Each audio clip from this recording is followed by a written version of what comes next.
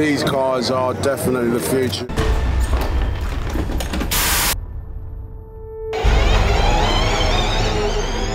And we go green in Mexico City. All the talking stops and it's about business. And off goes Alex Lynn. He's been hit. Pretty disappointing, really. Not much to say. I think this is the future. This has a guilt-free capacity to it. From Marrakesh to Montreal, it's all electric and it's all environmentally friendly. I think all of us have got to move our technologies into being clean rather than dirty energy like petrol. 10 teams travel the world to compete on street tracks.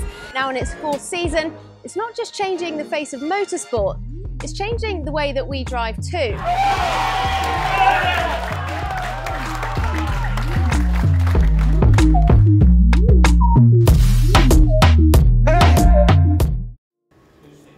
Taken them until the last couple of races to almost, whoa, in the wall, it's Alex Lynn for DS Virgin, and Lynn climbs out of the car, finishes, oh, he's off, and Lynn in the barriers again, he crashed in free practice 1, and he has crashed in free practice 2, can he dig himself out? That makes me feel sad for him, actually. It does. Do you know what I mean? He's a really good kid, he's a fantastic driver, but that shows you the pressure every one of these drivers is under.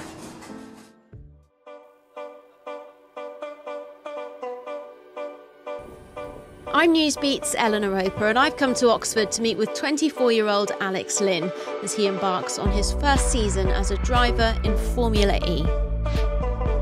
This is your big moment, this is what you've been waiting for.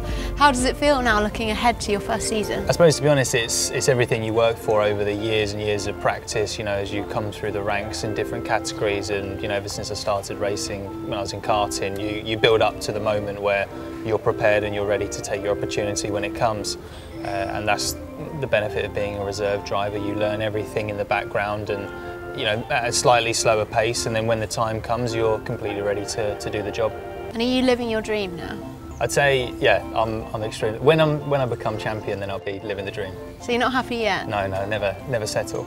Alex takes us to Silverstone to show us his cars before they're shipped off for the start of the season. Okay, so talk us through the controls. So obviously it seems like there's quite a lot, but the 3 main ones we've got are these ones here. So the brake setting, the paddle, which is changing the regen of the car, and the torque, which is the power output. In case you were wondering, the regen is a way of recharging the battery during the race. And while we're at it, here are a few other Formula E basics. There are 10 teams and each team has 2 drivers. All of the cars have the same chassis and battery, but other parts of the car can be changed by the team's engineers. Energy figures, lap time, lap delta, laps remaining. And when you're driving, obviously you're trying to focus on the road. Can you still take in all this data at the same time? Yeah, well, you have to. Okay. Otherwise, we won't win the race. So lots of complicated things, but it all sort of makes sense when you're driving. Proving that boys can multitask. Proving that we can multitask slightly. There's a lot to think about. Well, I'm sure if you ask those guys in there, they'll say that I can't. No. So, yeah. And we got your name here. That must be really exciting. Yeah, no, it is exciting. But you've taken a picture of that. I haven't yet. You need to. Yeah. It feels like reality now. It feels like we're finally ready, and as a team, we're going together to the first test. Then after that will be the first race, and you know, it's where it all counts now. All the talking stops, and it's about business. And as reality sets in for Alex, we head to Valencia for pre-season testing. It's the last chance for the teams to size each other up before the season begins. That's pretty fast. While electric cars might not be as loud as Formula 1 cars, they're still pretty fast, with top speeds of around 140 miles an hour.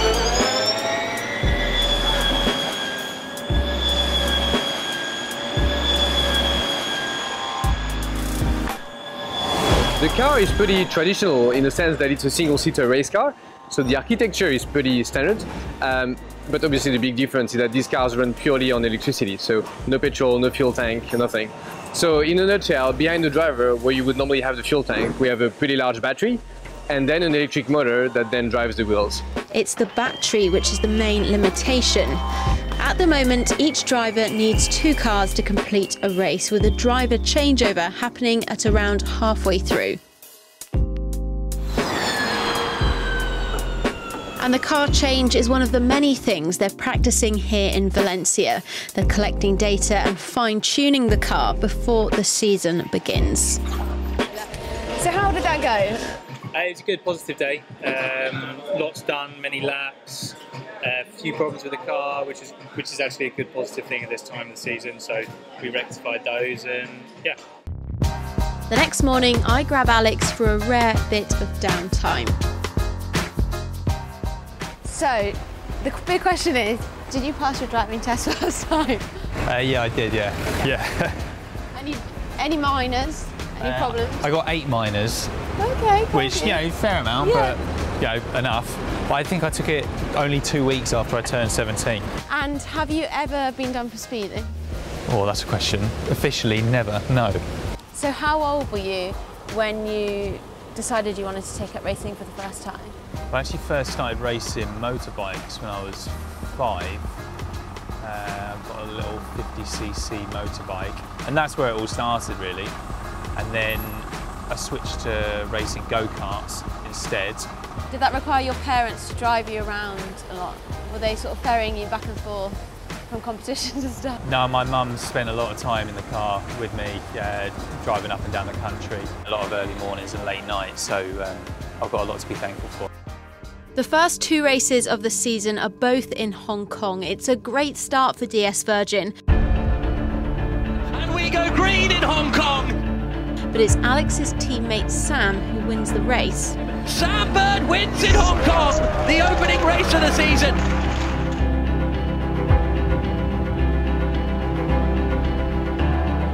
As we go green in Hong Kong once again, through the final corner, out onto Longwow Road. Who has got the best start and who is going to know where to brake?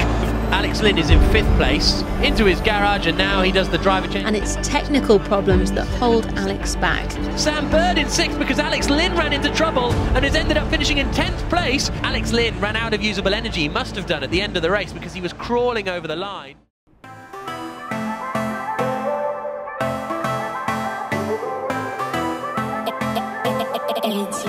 Before every race, the drivers use a simulator to practice driving on the upcoming track.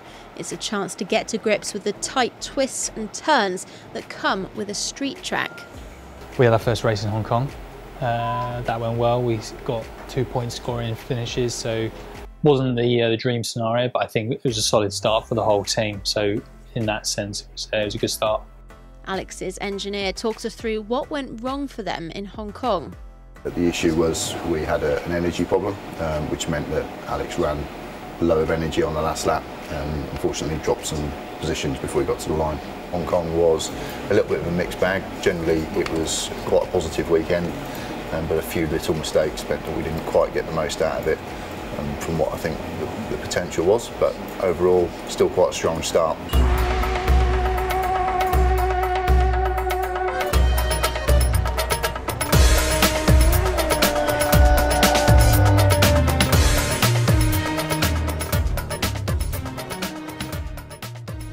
So we're here in Marrakesh, we made it, and it's a really amazing place for a race. It's boiling hot, there's palm trees everywhere, and yet behind us is the Atlas Mountains. We've been told that there's just been 2 meters of snowfall, so it's this amazing contrast between this gorgeous hot tropical weather and then all these snowy mountains.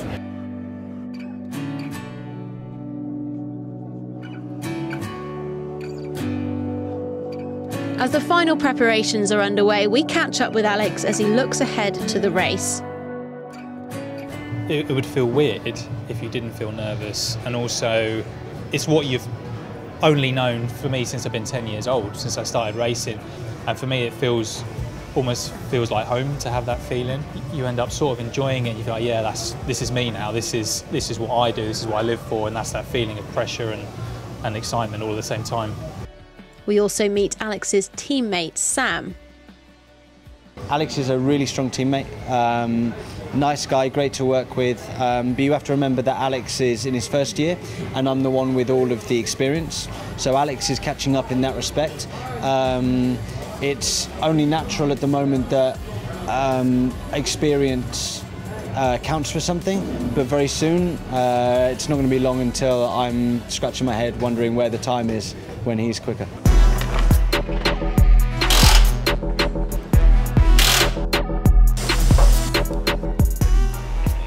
On race morning, Alex qualifies in 6th place, with Sam qualifying in 2nd. Yeah, feeling good. Obviously starting P2 is not perfect, but it's the front row, so nobody ahead of me apart from Seb. Need to try and get a podium from here. It's looking good. It's looking okay. It's looking okay. There's plenty of quick guys behind, a quick guy in front. It's still going to be tough, but we're in the right place.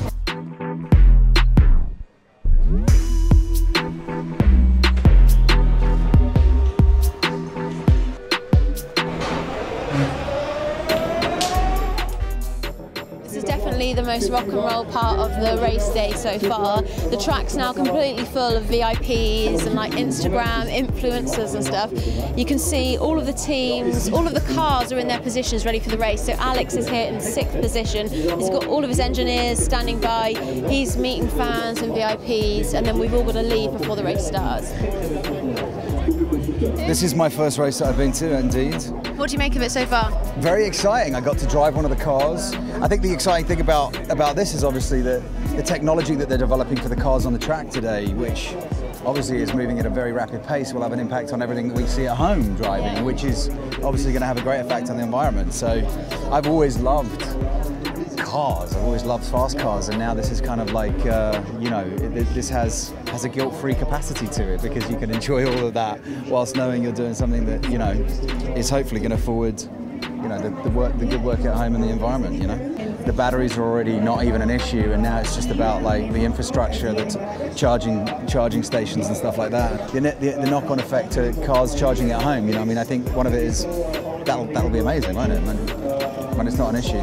In the UK, the government has said that from 2040, all new petrol and diesel cars will be banned.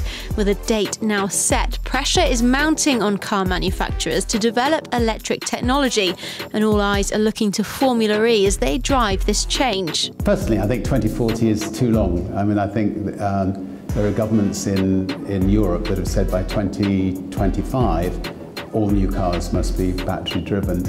And that's what I would really hope that every government around the world do, so that would really speed up the process. I think here we're going to see the prices going down massively of batteries in the next years, and we're going to see range extending a lot. And you know, those problems will get sorted, and everyone will buy electric cars. At the moment, the main challenge facing electric cars is their battery. 22 years might seem like a long way off, but with every year, there is another step forward. Next season, drivers will go from 2 cars down to 1, which means the battery in one car can now last for a whole race. I mean, next year we're going to have a new regulation with only 1 car for driver instead of 2. That will show that to the world that we have improved by 100% the potential of the batteries, you know, and the technologies. You've got the major manufacturers coming on board like Porsche, Mercedes, BMW, Audi, Nissan. They're all coming on board, and that's because they want to have a racing car in an electric racing series, because we all want to sit in a car that can do 300 miles on 1 charge, and it all stems from Formula E. What's it like being surrounded by so many people? Everyone wants a piece of you when at a time when you really need to be working and concentrating?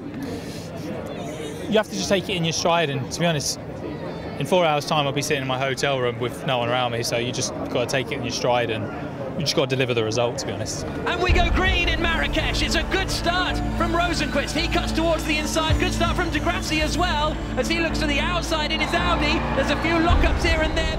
But at the end of lap 1, Bird is looking super racy up at the front. He is the championship leader. Remember, and off goes Alex Lynn. He's been hit. Daniel Abt, I think it was, who was trying to climb up the order, and Lynn has been sent spinning from 6th place. He drops right to the back, and Alex Ty, the team principal, stony-faced. It looked like that was just a bit of over-enthusiasm. Is the car okay? I think so. So Alex Lynn saying he thinks the car is okay, and he will carry on his way. This is Alex Lynn coming in.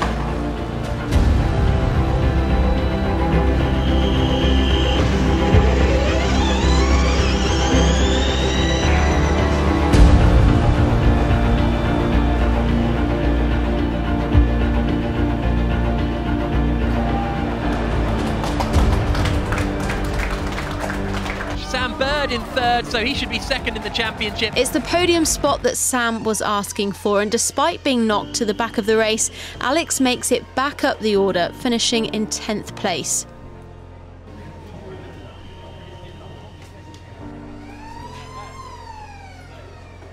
Pretty disappointing, really. Not much to say. You did really well though to recover and come back as well as you did. Yeah, well, it's not really worth anything, so it is what it is. Let's just talk about Alex for a minute, because obviously a bit of a disaster for him.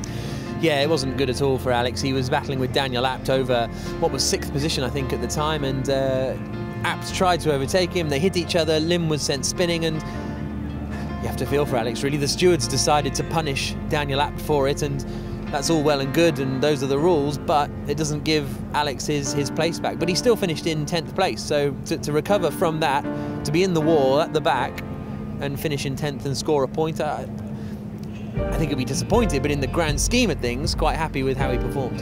Hey, congratulations. Thank you, yeah. Good points to the team again, good points to myself. Okay, we're not leading the championship now, but you know, there's still a long way to go. The main thing is that we've got points on the board every single race and good points. I thought you'd be happier. I thought we're so excited for you. No, third is like second of the losers, so. But sadly, Alex doesn't leave his bad luck behind. Find out, and it is Lynn, race over, pulls to the side of the track.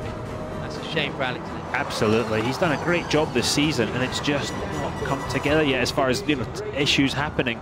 On to Mexico City, and things are looking up. Alex qualifies in 2nd place, but it's technical problems which hold him back. A gearbox penalty means he ends up starting in 12th place and finishing 10th. Here come the lights now, all 5 lights are on, and we go green in Uruguay. A very quick start from Bird. Uruguay makes for some exciting competition between Alex and Sam. Lynn in 3rd position, then Bird there, down in 8th position. Going to be a tight one between the two DS Virgin teammates. Oh! Holy smokes. Sam Bird has got out in front of Alex Lynn, so the two DS Virgins have swapped positions. Sam gets himself back on the podium, with Alex coming in 6th place. Well done, boys. And the hard work doesn't stop once Alex is off the track.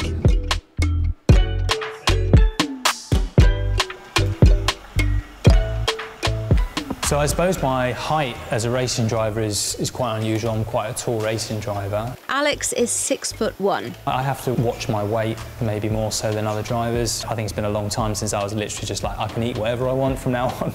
It's a mindset when you go the distance or you go that extra mile, even if it's just, you know, a mental thing, a symbolic thing in the gym, but you know, it translates into your whole life and certainly into your professional life. Pressure is a privilege for someone, because at the end of the day it means that someone is expecting a certain type of performance from you, whether it's from yourself or it's from the team that backs you and supports you. The reason why there's pressure is because they believe in you, and as I said, they believe in me. So yeah, I do feel pressure in a way of, I don't want to let them down. We have put in so much work. And one of those backing Alex all the way is Virgin founder Sir Richard Branson. Well, the world is heating up, and we have to move the world to a world that's powered by clean energy. And so if we can come up with exciting ways to try to get people involved in moving to clean energy, so much the better. What more exciting way could there be than really exciting motor racing taking place in cities all over the world?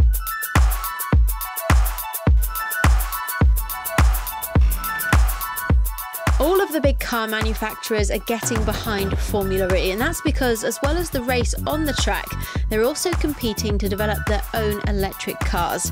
And Jaguar is one of the first teams in the championship to bring one out.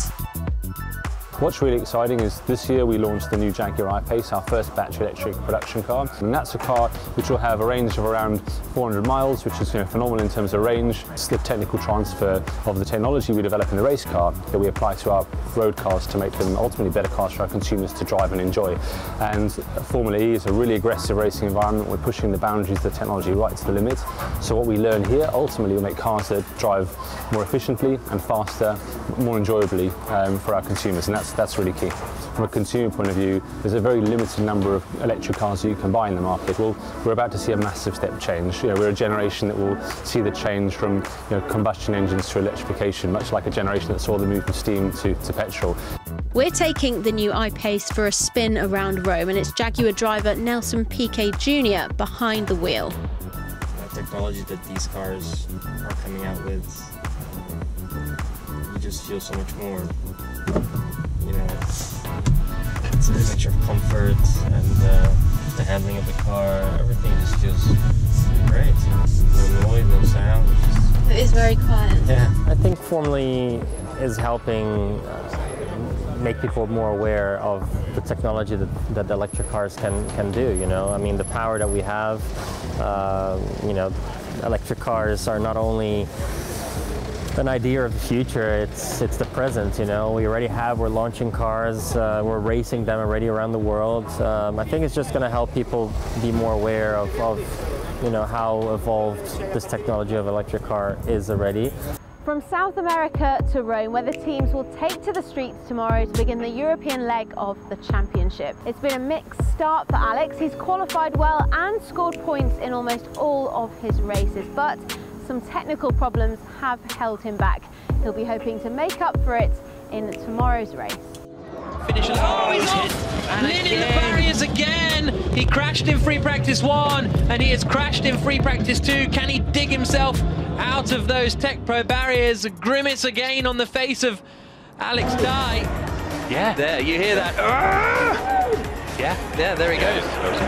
There have been 2 practice sessions on the track in Rome this morning, and Alex has crashed his car in both. After we spoke to him after the first crash, he was trying to downplay it and he said this always happens in Formula E, but I don't think anyone could have expected that he would do the same thing again in the second practice, and this is certainly not part of the plan. You could see him storming off out of the car afterwards. There's nowhere to hide in the garage when your teammate is going faster than you. So it pushes you to go a little bit maybe beyond the limits of where you should be, and that's what we've seen in both free practice 1 and 2, going a little bit too far, and you end up running into the runoff area, which is the wall. So we're rebuilding the car again.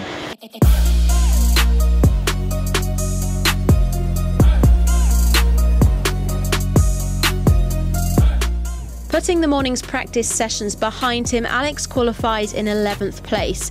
Sam is back up at the front, qualifying in 2nd.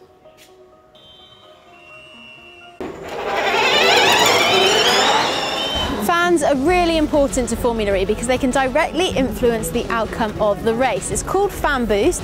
You vote online for your favourite driver, and the 3 drivers with the most votes will get an extra boost of power during the race. I think it's a really good idea because it gives you the choice to vote for your favourite.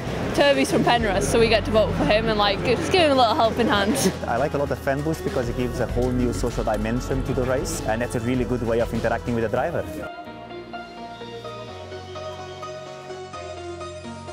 So yeah, we've got about 20 minutes to go now. Are you interested in Formula E? Yes, very much. And what do you think about having an electric car? I think this is the future, and so to have this kind of technology tested out here and invented here is fantastic. These cars are definitely the future, economically and efficiently. Radio 1, I love you. It's your boy, Idris Elba. Oh, see you later.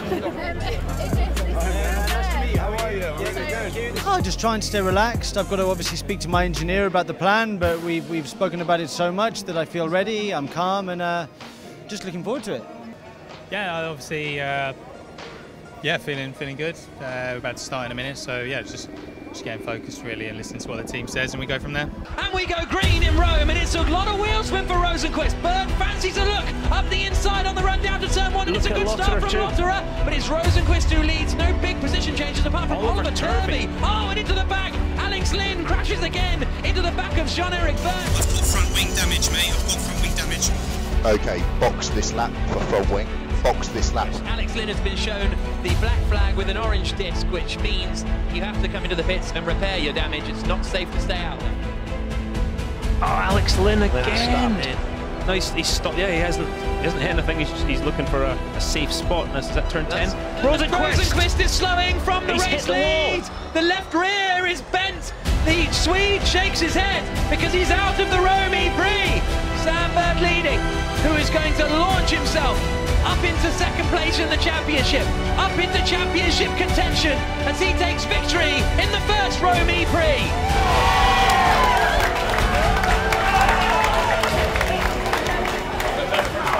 It feels amazing. It was a very difficult race, first stint. I think Felix had the edge on us, but all in all, we hung on in there. We just about did enough today. While the team celebrates Sam's success, Alex's car is returned to the garage on a recovery truck. He is very, very resilient. He does bounce back quickly. He'll have a bad night tonight, and I think by tomorrow he'll be back on it, ready to focus on the next race. It was tricky in the garage because obviously you're here supporting Alex, yet the other half of the garage is celebrating Sam's win. How tough is that for you? I mean, it's always disappointing because it's a competition after all, but I mean, you get to know everybody, so I know Sam's family, so I'm happy for them. Obviously, you're not cheering for who you want to cheer for, but I'm still happy for them, so yeah. Teammates in any motorsport team are always pushing each other.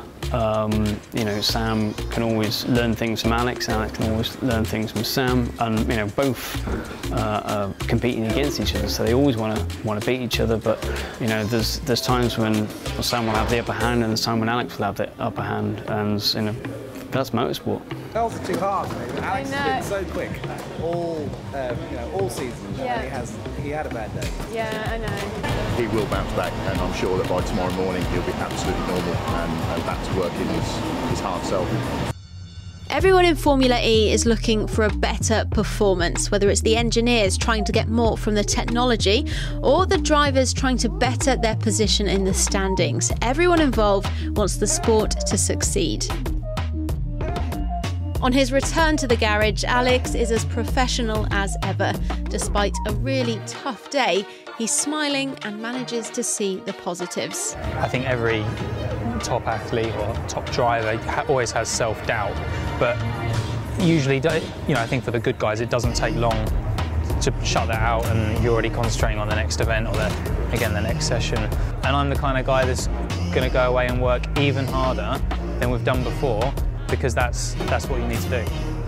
After 7 months of following Alex, it's time for us to leave him behind. He's got 5 races ahead of him, and his boss believes he's long overdue a spot on that podium. Some of the results that he should have been taken away from him because we've had those technical issues. Getting that race pace, getting to the position where you're starting to win races, I think Alex is overdue now. It's never over until it's over, and I think you always believe in yourself, and you know, there's always the next race, there's always the next session, the next lap, the next corner. I wouldn't be here if I didn't believe I could be Formula E champion one day.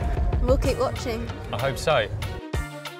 I wonder if a sport has ever been so relevant as car manufacturers continue to sign up, and with drivers like Felipe Massa also coming over from Formula 1, it looks like Formula E is just getting started. Sunday you see it racing, Monday you see it on the street. The technology that's being discovered, the technology that they're developing actually goes into road cars. Formula 1 will no longer exist if it continues to drive petrol-driven cars indefinitely. We'll be looking to the drivers and those building the cars as they fight not just for a spot at the top of the sport, but for our business too, as whether we like it or not, we're going electric.